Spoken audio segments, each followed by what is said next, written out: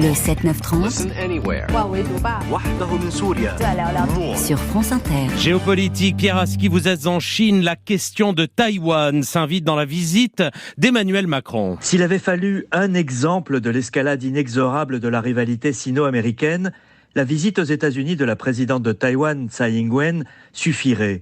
Cette visite et surtout sa rencontre hier en Californie avec le président républicain de la Chambre des représentants, Kevin McCarthy, font l'effet d'un chiffon rouge aux yeux des dirigeants de Pékin qui promettent des représailles. Vu de Pékin, cette nouvelle poussée de fièvre, une de plus, vient bousculer le délicat équilibre de la visite en Chine d'Emmanuel Macron, rejoint aujourd'hui par la présidente de la Commission européenne, Ursula von der Leyen. Les dirigeants européens espèrent redéfinir la relation Chine-Europe en échappant à la nouvelle guerre froide sino-américaine.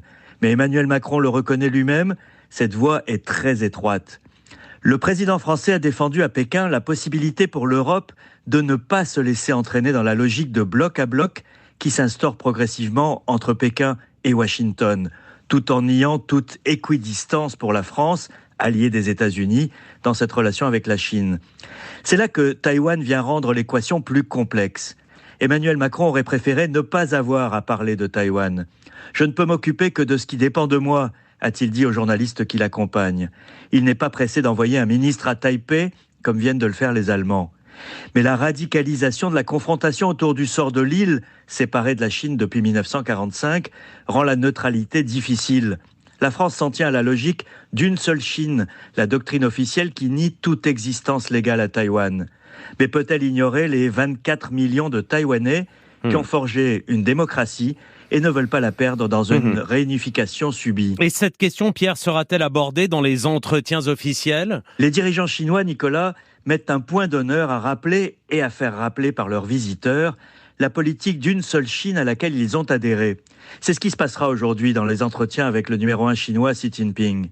Ils pourront s'en tenir là si la Chine modère sa réaction à la visite de la présidente taïwanaise tant que les dirigeants européens sont à Pékin.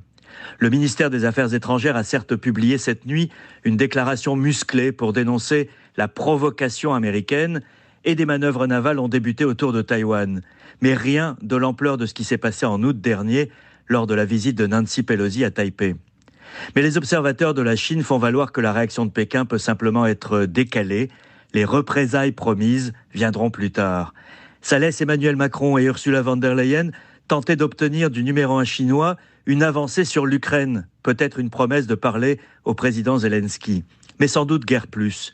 Hier, les premiers ministres russes et chinois se sont parlé et ont proclamé que les relations sino-russes n'ont jamais été aussi bonnes.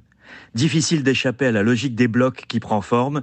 L'Europe a sans doute raison d'essayer, mais les vents contraires soufflent fort. Pierre Aski, merci.